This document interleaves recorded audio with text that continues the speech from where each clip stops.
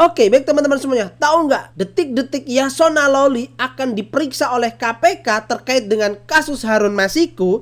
Ada fakta yang menarik. Apa itu? Beredar video sudah lama. Jadi ketika Yasona Lawli masih menjabat sebagai Menkumham, di video tersebut Yasona Lawli sedang rapat dengan Komisi 3 DPR RI. Ada anggota Komisi 3 DPR RI mencecar pertanyaan, apakah Yasona Lawli ini kenal dengan Harun Masiku? Tetapi apa jawabannya? Di dalam video tersebut Yasona Lawli bersumpah dan berbohong bahwasanya tidak kenal dengan Harun Masiku. Nah, ini aneh banget teman-teman ya. Mereka itu adalah satu bendera, satu partai, kemudian petugas partai yang sama, ya kan? Kan gak mungkin dalam satu rumah mereka itu tidak kenal, ya? Kok bisa begitu loh? Aneh bin ajaib gitu loh ya. Nah sekarang kita bersama Agrifana nih teman-teman. Mari kita simak videonya sampai selesai biar teman-teman tidak gagal paham, oke? Harun Masiku. Kenapa bang? Harun Masiku bang? Enggak. Kenapa Harun Masiku Bang ya? serius nih, ketangkep? Siapa bilang? belum ketangkep ya. Orang gua cuma bilang Harun Masiku doang, penasaran lu. Ya enggak, kenapa Harun Masikunya ketangkep, udah diketahui keberadaannya, bentar lagi mau dipulangkan, atau apa? Atau ada orang-orang yang terlibat, orang-orang besar di sekelilingnya, atau mungkin orang PDIP yang lebih luas lagi mau terlibat? Apa, yang jelas lah, yang jelas. Ya enggak kan, gue belum ngomong apa-apa, lu malah nyerocos lagi ya. Ya, Harun Masiku, kata Deddy Sitorus, ini adalah kasus seperti orang ditangkap pelanggaran SIM biasa. Kenapa diheboh-hebohkan? Kenapa dibesar-besarkan? Ingat kata-kata Deddy Sitorus seperti itu? Yang orang ketangkap SIM, kemudian dia menyuap polisi. Nggak ada beda. Rakyat Indonesia yang 370 juta itu kalau bodoh semua, dan hanya ada orang pinter di Indonesia itu Deddy Sitorus, ya mungkin percaya, Ded. Percaya dengan omongan kamu deh. Iya. Tapi kan nggak seperti itu. Betul. Dan lu bukan orang yang paling hebat di dunia ini. Iya. Lu bukan orang yang paling pinter di Indonesia ini. Oh, mau bahas Deddy Sitorus? Enggak mau lah bahas dia mah. Ya, Harun Masiku sampai dengan hari ini makin panas dan makin meluas. Makin panas dia. Karena ini luka lama bersemi kembali. Koreng lama dibuka boroknya kembali. Iya. Bawa koreng-koreng gila nih, gre. Ya, koreng yang sudah nanahan dibuka kembali. Bagaimana tidak, sebenarnya dari awal satu orang ini sudah dilindungi oleh banyak orang. Tapi tentunya ya orang-orang yang sepaham dia, separtai dengan dia. Kelihatan dari proses awalnya banyak sekali yang melindungi Harun Masiku. Itulah kenapa kemudian kasusnya berlarut-larut dan nggak selesai. Makanya kalau PDIP bilang berantas korupsi, kalian percaya. Kalau PDIP bilang penegakan hukum, kalian percaya. Kalau PDIP bilang taat pada aturan dan supremasi hukum, kalian percaya. Gua sih nggak sama sekali. Oh, gitu ya Bang ya? Iya. Udah nggak samsek ya Bang ya? Udah nggak samsek gua mah. Serius. Udah nggak percaya samsek. Karena apa? Yang diomongin semuanya itu hanya pada saat di depan kamera. Betul. Lip service belaka. Faktanya jauh dari apa yang dia omongin. Bahkan bagai bumi dan langit. Kalau nggak percaya, coba kita putar ulang peristiwa tahun 2020 pada saat peristiwa Harun Masiku, betapa melibatkan banyak orang termasuk Menteri Yasona Lawli yang sekarang lagi dipanggil KPK hari Rabu besok. Cekidot. Pak Menteri tidak kenal Masiku? Tidak tahu Masiku? Nah ini berbohong dia. Tahu bahwa dia dari partai yang sama dengan Pak Menteri? Sebelumnya tidak tahu? Dia ngaku tidak tahu loh. Berani sumpah? Berani sumpah? Disumpah. Berani coba sumpah lagi. Tadi kan Pak Menteri bilang saya ini orang begini, Kristen. Pak. Jangan Saya bawa sesudah Tuhan tahu. di sini. Tidak. Kita tidak pernah rapatkan di DPP. Tadi kan ngomong soal itu. Ya. Oke. Jangan bohong lah. Oke. Jangan bohong Pak Menteri. Jadi, Bohong tidak tahu ya. saya. Tidak pernah karena itu urusan administrasi di tingkat kesenan. Lalu kenapa dirjennya dipecat? Nah iya, kenapa? Kalau alat yang salah, kenapa manusianya yang dipecat? Kita ingin ada akuntabilitas publik, kan begitu Pak. Membantu beliau juga. Mutiar nggak bisa jawab. Nggak bisa jawab dia. Ini peristiwa lalu ketika Yasona Lawli sebagai Menkumham dipanggil Komisi 3. Diminta penjelasannya tentang keberadaan Harun Masiku. Di video yang sebelumnya saya udah pernah bahas bahwa waktu itu ada perbedaan data antara imigrasi Bandara Soekarno-Hatta dengan Menkumham. Nah, itu yang menyebabkan kemudian Harun Masiku nggak bisa ketangkap. Ada yang bilang masih di Singapura, tapi imigrasi bilang sejak tanggal 7 Januari 2020 itu sudah ada di Indonesia. Kemenhumkam bilang tanggal 6 itu ada di Singapura. Akibat peristiwa ini, Dirjen Imigrasinya dipecat sama Yasona Lawli. Jahat nggak? Ini manusia jahat ini. Kenapa saya bilang jahat? Dia bilang bahwa perbedaan data ini karena sistemnya yang masih versi 1 di Terminal 2F Bandara Soekarno-Hatta. Sistemnya masih sistem lama, belum yang terbaru, belum seperti Terminal 3, dan belum diganti pada saat itu. Karena sistemnya masih lama, masih versi 1, menyebabkan data yang dikirim dari Terminal 2F ke Kemenkumham menjadi delay dan menjadi terlambat. Itulah yang kemudian menyebabkan perbedaan statement. Akibat itu, Dirjen Imigrasinya dicopot. Gila lah, masa enggak? Oke. Gila ya, Ci. Ini manusia gila banget nih, Gri. Iya. Makanya Benny Kahraman bilang, loh, kesalahan alat kok manusianya yang Manusia dipecat. dipecat. Iya, Kesalahan sistem, loh, manusianya yang dipecat. Sistem juga salahnya bukan di human error, bukan di operatornya. Tapi sistemnya yang error, sistemnya yang delay. Mana manusianya dipecat? Itu yang ditanyakan Benny Kahraman. Luar biasa. Luar biasa upaya untuk menutupi kasus Harun Masiku. Kecurigaan kita adalah ada apa? Nah iya. Ada apa semuanya Ada apa? ini dengan Harun Masiku? Kenapa Ada bisa? apa Hasto dengan kasus Harun Masiku? Ada apa Yasona Lawli dengan kasus Harun Masiku? Ada apa Megawati dengan kasus Harun Masiku? Iya. Akhirnya ke sana sekarang. Oke, kita lanjut. Membantu, jadi tidak ada niat untuk ini. Misalnya tadi kan beliau, kenapa Pak Menteri yang sangat saya hormati menyangkal bahwa Masiku itu adalah sahabat Bapak? Iya toh. Nah, ini tahu dari Iya mana dong. dulu, Ben? Ini jangan. Loh sama, loh bagaimana toh? Pak beliau ini kan masuk dalam tim hukum toh. Iya. Gimana toh Mas? Gimana tuh, Mas? Mas Desmond, Pak Ketua.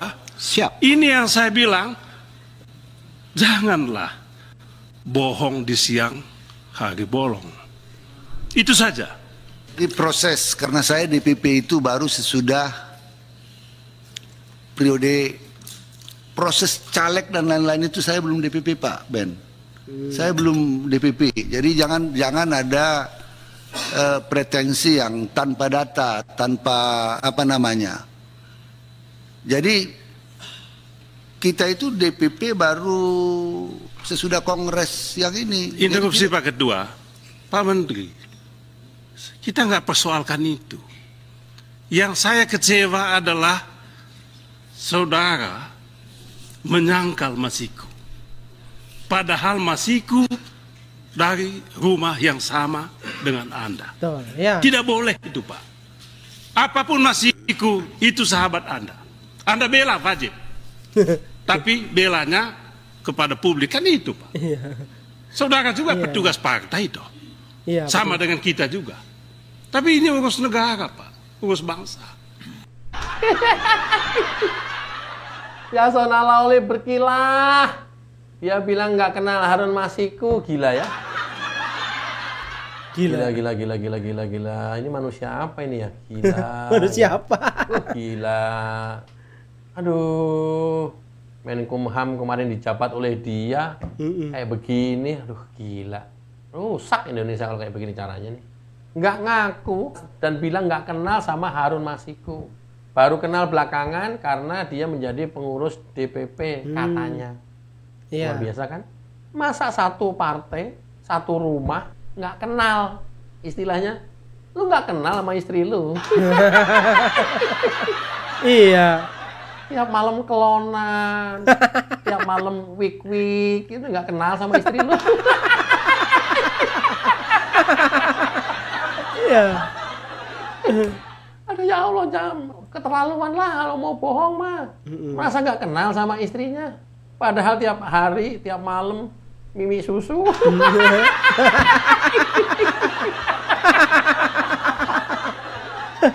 Ini gimana ini? Oke, itu kalau pakai asumsi istri. Kalian nggak kenal sama adik lu yang satu rumah. Masa nggak kenal sih sama adik lu yang satu rumah? Luar biasa ini. Nah itulah, sepandai-pandainya orang menyimpan bangkai, akhirnya tercium juga. Hari ini saatnya tercium bangkai itu bisa ditemukan. Sepandai-pandai orang mengubur masalah, akhirnya akan terbongkar juga. Saatnya sekarang terbongkar juga. Yang sekarang sudah presidennya Prabowo, nggak ada resistensi apapun. Kalau kemarin Jokowi masih ada nggak enak sama Megawati, kemudian KPK-nya Firly Bahuri, ya kita tahu sendiri siapa dia. Terkesan juga malah mengamankan. Kenapa mengamankan? Pegawai KPK yang menangani ini justru malah dipecat ketika pada saat mengejar Harun Masiku. Sekarang udah nggak ada lagi. Sekarang sudah presidennya Prabowo, ketua KPK-nya baru, dan saatnya Harun Masiku kebongkar dan bisa dipulangkan. Tinggal sekarang siapa lingkaran orang-orang yang di sekitar Harun Masiku yang menyembunyikan, yang membantu pelariannya, yang membuat skenario, yang melindungi, yang ngajarin nyuap KPK, yang tanda tangan usulan PAW. Harus dibongkar itu semua ya? Iya, makanya ini bakal semuanya kebongkar ini. Marwar Sirait gila aja, ngerogoh kocek 8 miliar dari kantong sendiri. Karena dia tahu sendiri waktu itu di dalamnya. Pengen bongkar habis ini. Gila, ngeri kali bang. Iya, ngeri kali. Ngeri kali. Biarkan Deddy Sitorus bilang, ini tuh hanya pelanggaran. Orang mengendarai yang ketangkep karena nggak punya SIM, kemudian menyuap polisi, ibaratnya seperti itu, tak ubahnya seperti itu, udah biarin. Biarin, Deddy Sitorus ngomong apa terserah. Masyarakat nggak percaya. Sama sekali udah nggak percaya. Iya.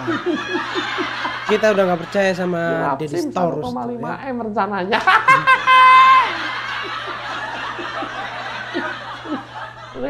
Oke, kita lanjut. Saat itu Harun Masiku sudah dalam pantauan penyidik KPK. Tetapi ternyata penangkapan Wahyu Setiawan di Bandara Soekarno-Hatta itu bocor.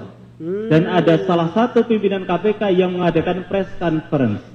Akhirnya Harun Masiku kemudian dihubungi oleh salah satu orang partai politik untuk mencelupkan HP-nya biar tidak terdeteksi. Oke. Kemudian akhirnya tetap terpantau dengan seseorang menuju ke PT IKA bersama dengan salah satu petinggi partai politik. Disitulah terjadi drama. Ini orang-orang PT IKA yang ikut melindungi petugas KPK ngejar Harun Masiku ke PT IKA, tapi malah diperiksa urinnya, ditangkap segala macam. Sehingga menjadi terhambat proses penangkapannya, harus diperiksa. Orang-orang PT IKA juga harus diperiksa. Siapa waktu itu? Betul. Ini melibatkan banyak orang loh ini. Harun Masiku siapa sih dia ya? Karena akan banyak yang terlibat kalau udah seperti ini. Ayo, Yasona Lawli, Hasto, bukan tidak mungkin orang-orang PT IKA, bukan tidak mungkin ketum PDIP, kan kemarin bilang mau datang sendiri nanti ke KPK ketika Hasto diperiksa oleh KPK. Iya udah beneran. Sekaligus nanti diperiksa. Gak usah capek-capek manggil. Betul. Memang diperlukan kok keterangannya kok. Oke, kita lanjut kesaksian pegawai KPK. Jadi 4 tahun yang lalu, 3 tahun setengah yang lalu itu kita pernah mendeteksi Harun Masiku, dan kenyataannya saat kita deteksi dan kita laporkan justru malah kita dinonaktifkan lalu dipecat kan gitu kan. Di bulan Mei kita dinonaktifkan lalu dipecat di bulan September. Nah itu fakta-fakta yang nggak bisa kita pungkiri bahwa memang kasus ini penuh dengan intervensi. Sayangnya bukan intervensi untuk mendukung agar kasus ini segera cepat dituntaskan, tapi intervensi agar menghambat. Parah. Gila ya. Ketua KPK sebelumnya pada saat kasus Harun Masiku juga harus diperiksa. Harus diperiksa. Ini Pak Prabowo. Ini barometer penegakan hukum di era pemerintahan Pak Prabowo. Kalau ini bisa kebongkar semuanya, tuntas. Orang-orang yang melingkari ini, orang-orang yang berperan, masalah bobot hukumnya itu soal lain. Tapi terbukti, ini adalah parameter penegakan hukum di era kepemimpinan Prabowo Subianto. Kita menaruh harapan besar, mudah-mudahan ini kebongkar sampai tuntas. Oke, sekarang foto yang terbaru Harun Masiku, yang dengan 4 versi, sudah mulai tersebar di mana-mana, di tempat-tempat umum, terminal, pasar, dan lain-lain. Dan bagi yang menemukan Harun Masiku, hadiahnya 8 miliar. Kenapa 8? Atau enggak 6, aku enggak 10? Ya mungkin ngambil angkanya Pak Prabowo, 8. Itu mungkin analisa gue. Dan foto-foto itu sekarang tersebar sampai ke Pasar Rangkas Bitung, Banten. Cekidot. Poster DPO 8 miliar sudah ada di Pasar Rangkas Bitung. Mau banget. Sini.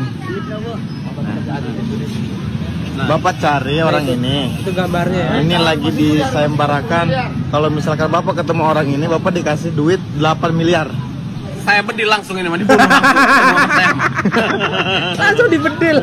Ini Harun Masiku guys, sudah ditempel di Pasar Rangkas Bitung. Ya. Yang punya kawasan Bangkol. Gimana? Saking geramnya masyarakat Indonesia ini ya. Menurut saya tentang Harun Masiku itu adalah salah satu kebodohan pemerintah. Ya. Karena kalau tidak ditutupi, bagaimana mungkin seorang Harun Masiku tidak tertangkap? Benar. Kan? Terus nanyanya kalau kira-kira kemana itu si Harun itu? Tengok di rumah Bu Mega. Tanya di rumah Bu Mega. Betul. Udah geram kita itu sebenarnya ya. Sesimpel itu. Ya. Kalau nggak ada yang melindungi, masa seorang Harun Masiku nggak bisa ketangkap? Nah, Sesimpel itu masyarakat menilainya. Terus ada di mana sekarang Harun Masiku? Gampang, tanya aja kepada Mega. Coba, iya. itu rumah Mega. Nggak mungkin dia nggak tahu ya nih Megawati nih. Ya nggak ada sih di rumah Mega. Tapi tanya kepada Mega. Tanya. Datengin ke rumah Mega. Tanya aja ke Mega. Itu pendapat masyarakat dan ini original. Sesimpel itu masyarakat berpikirnya. Ya, menurut saya make sense. Iya. Betul. Oh, biar ini. Ini adalah gunung es yang sebentar lagi bakal runtuh. Luluh lantah. Rata dengan lautan. Mudah-mudahan segera tertangkap. Wassalamualaikum warahmatullahi wabarakatuh. Cayo. Oke, itu tadi teman-teman ya. Jadi sesimpel itu kita masyarakat Indonesia berpikirnya. Kalau mau menangkap Harun Masiku, tanya aja tuh ke Bu Megawati. Karena dia ketuanya. Seberapa pentingnya sih Harun Masiku ini dilindungi, melibatkan banyak orang. Kita sudah muak dengan kasus ini. Nah, ini kesempatan di pemerintahan Pak Prabowo untuk meluluh lantahkan orang ini dan kawan-kawannya. Siapa yang melindungi, siapa yang meloloskan. Oke, itu aja teman-teman ya. Bagaimana menurut teman-teman? Silahkan tulis di kolom komentar. Terima kasih. Wassalamualaikum warahmatullahi wabarakatuh.